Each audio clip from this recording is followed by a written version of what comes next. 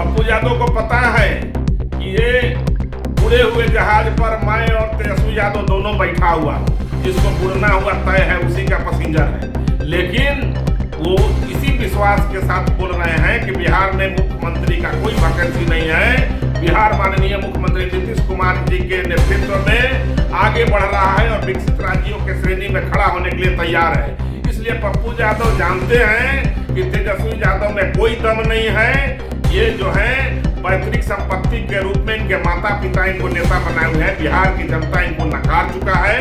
इसलिए जान रहे हैं पप्पू यादव कि मुझे बिहार नहीं छोड़ना पड़ेगा।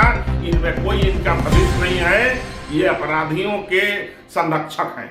नमस्कार, मैं विशाखा और आप देख रहे हैं वॉच न्यूज। बिहार की राजनीति में एक बार फिर हलचल तेज हो गई है। जन अधिकार पार्टी के नेता पप्पू यादव ने राजद नेता तेजस्वी यादव पर बड़ा हमला बोला है। पप्पू यादव ने एक ऐसा बयान दिया है जिसने सियासी गलियारों में तूफान ला दिया है। उन्होंने साफ कहा, अगर तेजस्वी मुख्यमंत्री बने तो मैं बिहार छोड़ दूंगा, या तो वो हमें मार देंगे या फिर हम भाग जाएंगे। और अब इस पूरे मामले पर आइए सुनते हैं भाजपा प्रवक्ता अरविंद सिंह का बयान। सुपवा दूसरे चलनिया के जिसमें सहसर को छेद पप्पू यादव तेजस्वी यादव पर बयान दे रहे हैं। पप्पू यादव को पता है कि ये बुड़े हुए जहाज पर मैं और तेजस्वी यादव दोनों बैठा हुआ हूं। जिसको बुड़ना हुआ तय है उसी का पैसेंजर है।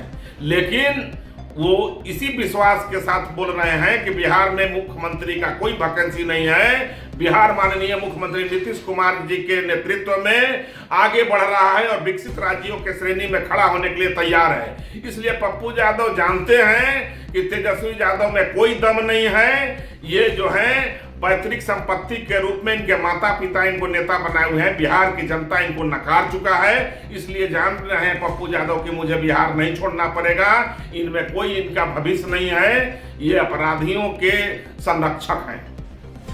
तो आपने सुना भाजपा प्रवक्ता अरविंद सिंह का साफ साफ और बेबाक बयान, जहां उन्होंने तेजस्वी यादव पर सीधे सीधे अपराधियों का संरक्षण देने का आरोप लगाया है। साथ ही पप्पू यादव के बयान को सही ठहराते हुए उन्होंने कहा कि तेजस्वी में खुद का कोई राजनीतिक वजन नहीं है और वो सिर्फ अपने माता पिता की विरासत पर राजनीति कर रहे हैं। अब सवाल ये उठता है, क्या ये सिर्फ राजनीतिक आरोप है या इसके पीछे कोई ठोस अनुभव और सच्चाई छिपी है? बिहार की राजनीति में पारिवारिक विरासत की चर्चा नई नहीं है। लालू यादव से लेकर तेजस्वी यादव तक पूरा राजनीतिक करियर सत्ता, परिवार और संगठन की ताकत से जुड़ा है।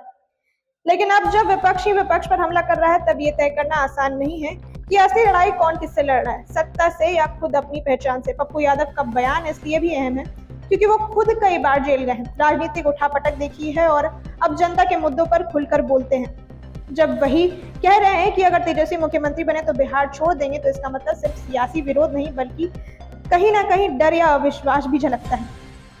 राजद के समर्थक इसे भाजपा और जेएपी की मिलीभगत बता सकते हैं। राजनीतिक विश्लेषकों की राय में यह आने वाले विधानसभा चुनाव की एक झलक है, जहां नए समीकरण बनेंगे और टूटेंगे। बिहार में आज युवाओं के पास रोजगार नहीं है, किसानों के पास बाजार नहीं और आम आदमी के पास भरोसा नहीं है। ऐसे में जब नेता सिर्फ एक दूसरे पर निजी हमले करते रहेंगे तो जनता का भरोसा किस पर जाएगा? अरविंद सिंह के इस बयान ने एक और बहस को जन्म दे दिया है कि अब बिहार अब उस दौर से गुजर रहा है जहां नेता नहीं बल्कि विरासत और विवाद तय करेंगे कि अगला मुख्यमंत्री कौन होगा। दूसरी ओर तेजस्वी यादव इन बयानों पर अब खामोश हैं।